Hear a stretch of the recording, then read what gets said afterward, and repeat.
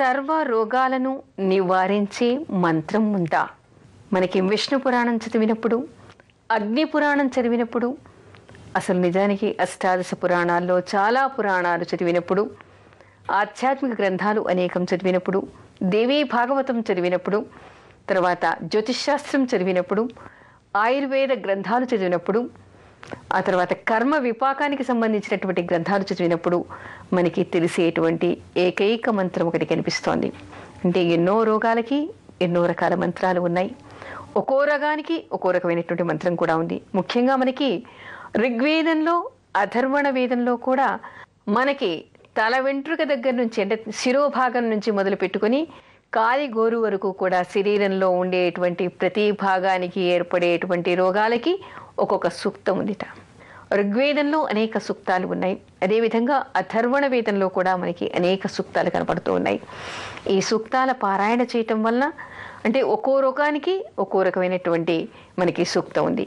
వాటన్నిటిని పారాయణం చేయటం వలన ఇక్కడ రోగ నివారణ జరుగుతుంది అంటారు. అయితే అందరికీ వేదం రాదు కదా, అందరూ సూక్తాలని పారాయణ చేయలేరు కదా. మరి ఎలా వీళ్ళకి రోగ నివారణ ఎలా జరగాలి? సూక్ష్మంలో మోక్షం ఏ విధంగా రావాలి? మనకేమంటారు? అనేక విధాలుగా పూజలు చేసినటువంటి వాళ్ళు, తెలిసినటువంటి వాళ్ళు, విద్వత్తు కలిగినటువంటి వాళ్ళు అనేకానేక స్తోత్రాలు, ఏ రోగం కోసం ఏది నియోగించబడిందో దాన్ని మనం ప్రార్థన చేయాలి, ఆ దేవుణ్ణి ప్రార్థన చేయాలి, ఆ దానాలు చెయ్యాలి అంటారు. మరి అందరికీ అలాంటి పాండిత్యం ఉండదు, అవి చదవడానికి వాళ్ళకి అందుబాటులో ఉండవు, చదవటం రాదు, అర్హత కూడా కొంతమందికి ఉండదు. ఈ రోజుల్లో అయితే తెలుగు కూడా ఎవరికీ రాదు. మరి ఇలాంటి వాళ్ళందరూ కూడా రోగ నివారణ కావాలంటే ఇలాంటి మంత్రాల్ని చదువుకోవాలి. ఏం చెయ్యాలి అనేటువంటి విషయాన్ని తెలుసుకోవాలి. అయితే మనకి అనేక పురాణాల్లో ఇందాక చెప్పినట్టుగా మనకి ఒక మంత్రం కనపడుతోంది. ముఖ్యంగా అగ్ని పురాణంలో విశేషంగా దీని గురించి చెప్తాడు. దేవీ భాగవతంలో కూడా దీని గురించినటువంటి విశేషాలు మనకి కనపడుతూ ఉన్నాయి. అమ్మవారు ఈ వైద్య విధానంలో ఎవరికైనా కూడా రోగ నివారణ చేయమని చెప్పేసి అచ్యుత, అనంత, గోవింద అనేటువంటి వ్యక్తుల్ని, అంటే పురుషుల్ని, మహాపురుషుల్ని ఆవిడ సృష్టించిందట. కేవలం వాళ్ళు ఈ రోగ నివారణ చేస్తూ ఉంటారుట. అయితే ఈ విషయాన్ని పక్కన పెడితే మనకి అనేక పురాణాల్లో కనిపించేటువంటి ఏకైక మంత్రం ఉంది. అగ్ని పురాణంలో అగ్నిదేవుడు ఋషులందరినీ ముందర కూర్చోపెట్టుకుని ఈ మంత్రాన్ని చెప్పడం మనకి కనిపిస్తుంది. ఏమంటాడంటే, శిరోదుఃఖం, నేత్ర దుఃఖం అని మొదలుపెట్టి శరీరంలో ఉన్నటువంటి ప్రతి ఒక్క అవయవానికి ఉన్నటువంటి రోగాన్ని నివారణ చేయగలిగేటువంటి ఏకైక మంత్రం అదే అచ్యుత, అనంత, గోవింద.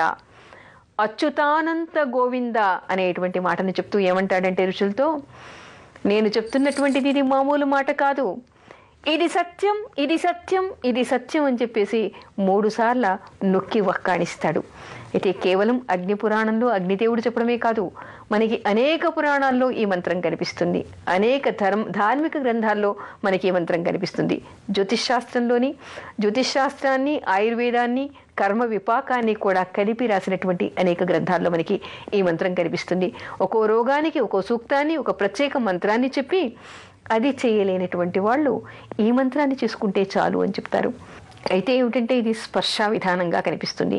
ఎవరికైనా మానసికంగా అధైర్యంగా ఉన్నా, శరీరంలోని ఏ భాగంలో ఏ రోగం వచ్చినా కూడా ఆ భాగం మీద వాళ్ళు చేయిని పెట్టుకుని, చేతికి రోగం వచ్చింది, ఈ చేతిలో నరాలు రాగుతూ ఉన్నాయి, గుండె జబ్బుకి వస్తుందేమో అని భయపడుతూ ఉన్నారు, ఆ చెయ్యి మీద మరో చెయ్యిని వేసుకుని అచ్యుతానంత గోవింద, అచ్యుతానంత గోవింద, అచ్యుతానంత గోవింద అని అహర్నిశలు స్మరణ చేయాలి. అలా స్మరణ చేయటం వల్ల మానసిక ధైర్యం వస్తుందిట, ఆ రోగం నివారణ జరుగుతుందిట. అయితే ఈ అచ్యుతుడు ఎవరు, అనంతుడు ఎవరు, గోవిందుడు ఎవరు? వీళ్ళకి ఇలాంటి శక్తి ఎక్కడి నుంచి వచ్చింది? ఇందాక చెప్పుకున్నాం అమ్మవారు వీళ్ళని సృష్టించింది అని. అయితే ఈ శక్తి ఎలాంటిది, వీళ్ళకి ఎక్కడి నుంచి వచ్చింది, ఎవరు వీళ్ళు అనేటువంటి విషయాన్ని తెలుసుకోవాలి. అచ్యుతుడు అంటే విష్ణుమూర్తి, అంటే చ్యుతి లేనటువంటి వాడు, అంటే క్షయము లేనటువంటి వాడు, నాశము లేనటువంటి వాడు అచ్యుతుడు. అనంతుడు, అనంతుడెవరు? మనకి మన భూమిని మోసేటువంటి వాడు అనంతుడు. అంతము లేనటువంటి వాడు అనంతుడు. అనంతుడు అని విష్ణుమూర్తికి పేరు. మనం ఏమంటాం? అనంతశయనుడు అని అనుకుంటుంటాం కదా విష్ణుమూర్తిని. ఆ అనంతుడు అంటే భూమిని మోసేటువంటి నాగరూపంలో ఉన్నటువంటి వాడు అనంతుడు. విష్ణుమూర్తికి ఒక పేరు అనంతుడు. తర్వాత గోవిందుడు. గోవిందుడు అంటే అర్థం ఏమిటి? గోవులను కాసేటువంటి వాడు. గోవు అంటే కిరణాల్ని కాసేవాడు, సత్వగుణాన్ని రక్షించేటువంటి వాడు, సత్వగుణం కలిగిన వాడని రక్షించేటువంటి వాడు, గోవులను రక్షించేటువంటి వాడు గోవిందుడు. అంటే ఎవరు గోవులాగా సత్వగుణాలు కలిగి ఉంటారో, ఎవరు ప్రకాశిస్తూ ఉంటారో, ఎక్కడ వెలుతురు అనేటువంటి ధర్మం ఉంటుందో, ఎక్కడ ధర్మం అనేటువంటి వెలుతురు ఉంటుందో అక్కడ రక్షణ చేసేటువంటి వాడు గోవిందుడు.